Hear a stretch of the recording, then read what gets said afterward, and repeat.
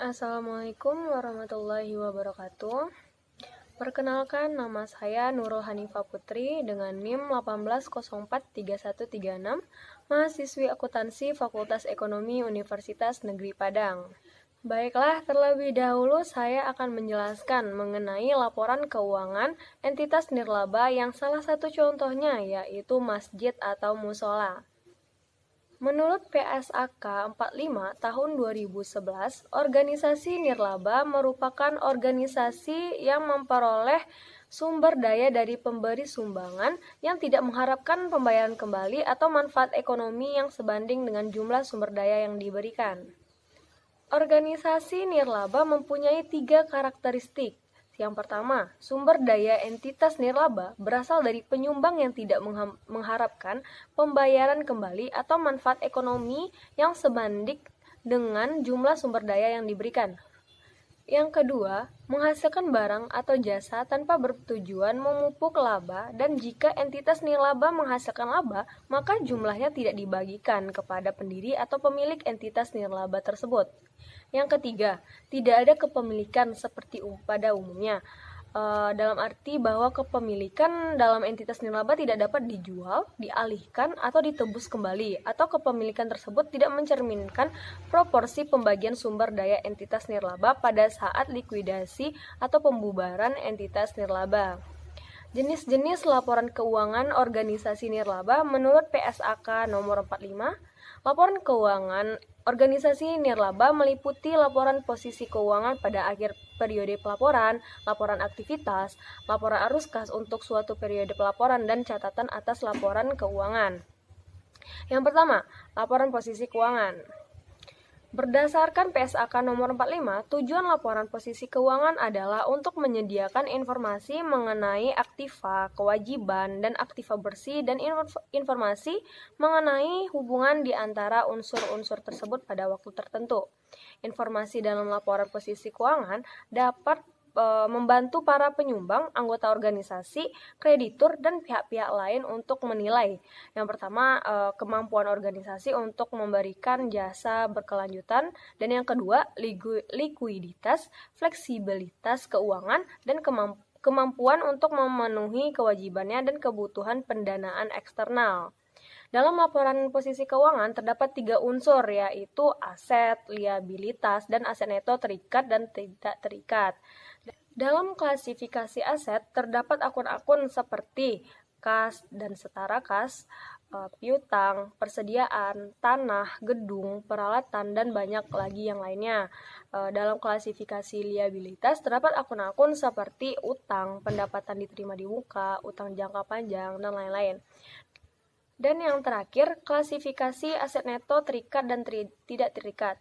Laporan posisi keuangan menyajikan jumlah masing-masing kelompok aset neto berdasarkan ada atau tidaknya pembatasan oleh penyumbang, yaitu terikat secara permanen, terikat secara temporer, dan tidak terikat. Pembatasan permanen terhadap aset seperti tanah atau karya seni yang disumbangkan untuk tujuan untuk dirawat dan tidak untuk dijual, atau aset yang disumbangkan untuk investasi yang mendatangkan pendapatan secara permanen dan dapat disajikan sebagai unsur terpisah dalam kelompok aset neto yang penggunaannya dibatasi secara permanen atau disajikan dalam catatan atas laporan keuangan. Pembatasan temporer terhadap sumbangan berupa aktivitas operasi tertentu, investasi untuk jangka waktu tertentu. Pembatasan temporer oleh penyumbang dapat berbentuk pembatasan waktu atau pembatasan penggunaan atau keduanya. Aset neto tidak terikat umumnya meliputi pendapatan dari jasa, penjualan barang, sumbangan, dan dividen atau hasil investasi dikurangi beban untuk memperoleh pendapatan tersebut. Batasan terhadap penggunaan aset neto tidak terikat dapat berasal dari sifat entitas nirlaba. Informasi mengenai batasan-batasan tersebut umumnya disajikan dalam catatan atas laporan keuangan. Yang kedua adalah laporan aktivitas. Berdasarkan PSAK nomor 45, tujuan utama laporan aktivitas adalah menyediakan informasi mengenai pengaruh transaksi dan peristiwa lain yang mengubah jumlah dan sifat aset neto. hubungan antara transaksi dan peristiwa lain, dan bagaimana penggunaan sumber daya dalam pelaksanaan berbagai program atau jasa. Dalam PSAK nomor 45, dalam penjelasan mengenai laporan aktivitas, dikatakan bahwa laporan aktivitas menyajikan pendapatan sebagai penambahan aset neto tidak terikat, kecuali jika penggunaannya dibatasi oleh penyumbang dan menyajikan beban sebagai pengurang aset neto tidak terikat. Yang ketiga, laporan arus kas. Berdasarkan PSAK nomor 45, tujuan utama laporan arus kas adalah menyajikan informasi mengenai penerimaan dan pengeluaran kas dalam suatu periode. Laporan kas ini dapat disusun dengan metode langsung dan metode tidak langsung. Baiklah, selanjutnya saya akan menjelaskan mengenai laporan keuangan Mushola Nurul Ba'da.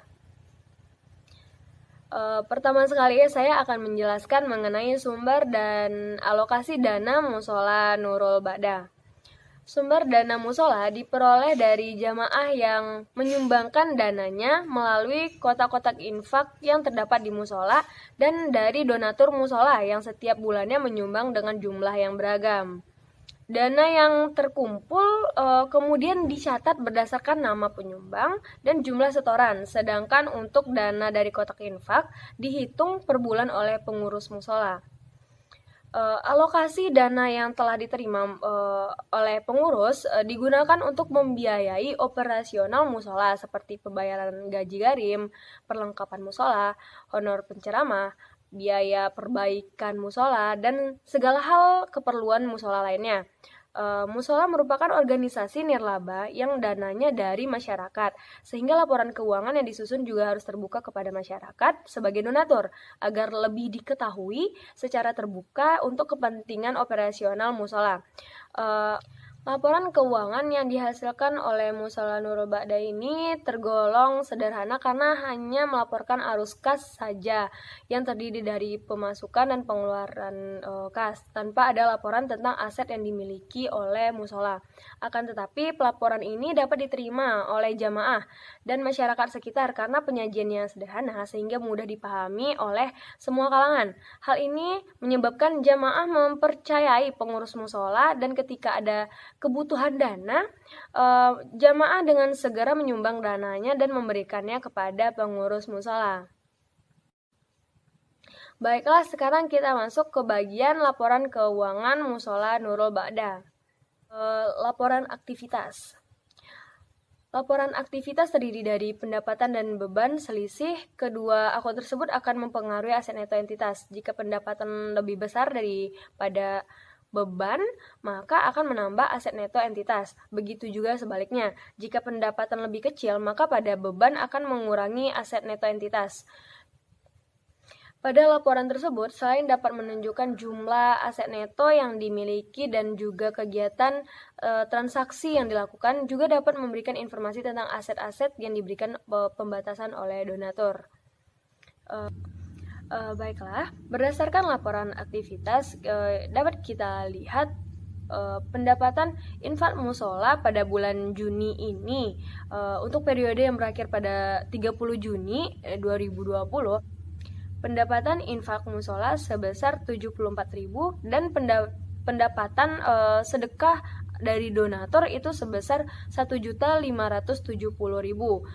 Berarti jumlah pendapatan yang diterima oleh Mushola Nurul Ba'da untuk periode yang berakhir pada 30 Juni 2020 itu sebesar 1.644.000.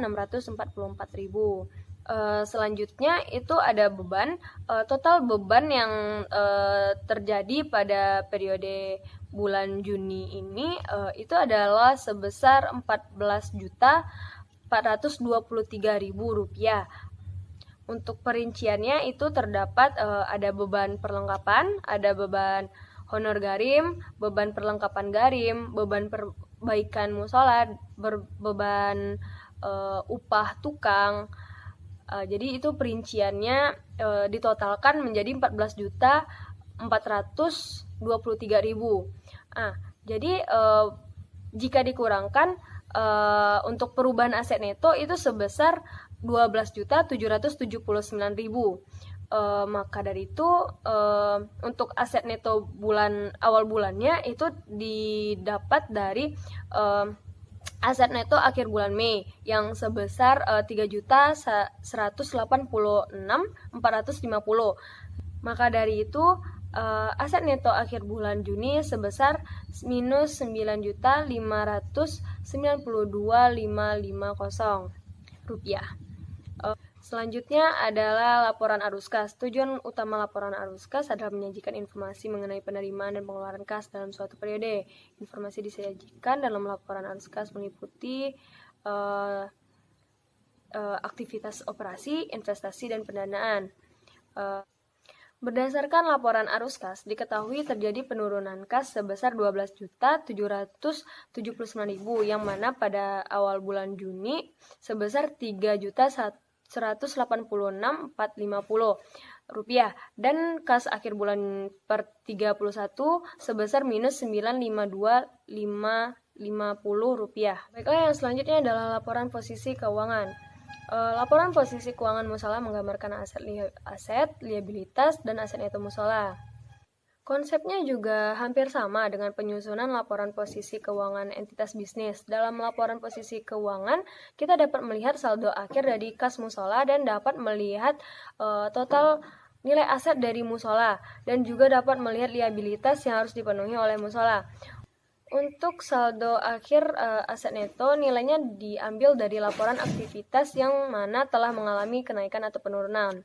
Mushola Nurul Ba'da memiliki total aset per 30 Juni 2020 sebesar Rp1.894.000 dan jumlah aset neto sebesar 12.700. Untuk nilai dari aset tetapnya seperti tanah dan bangunan, saya tidak memiliki datanya karena tidak diberikan oleh pihak musholanya. Jadi data yang bisa saya perlihatkan di sini hanyalah kas dan setara kas dan nilai dari perlengkapan. Untuk total jumlah asetnya itu adalah senilai Rp1.894.000. Tidak terdapat nilai hutang pada laporan keuangan mushola Nurul Ba'da ini. Hal tersebut merupakan akibat dari penerapan pembayaran tunai pada setiap transaksi yang dilakukan. Aset neto merupakan pengelompokan atas aset yang dimiliki oleh mushola berdasarkan pada ketentuan atau kebijakan dari pemberian dana. Yang selanjutnya adalah catatan atas laporan keuangan. Penyajian atas laporan keuangan mushola Nurul Ba'da ini sudah sesuai dengan yang dimaksud pada PSAK nomor 45.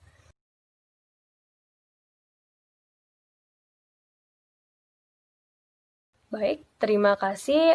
Sekian penjelasan saya mengenai laporan keuangan entitas nirlaba, yaitu mushola Nurul Ba'da.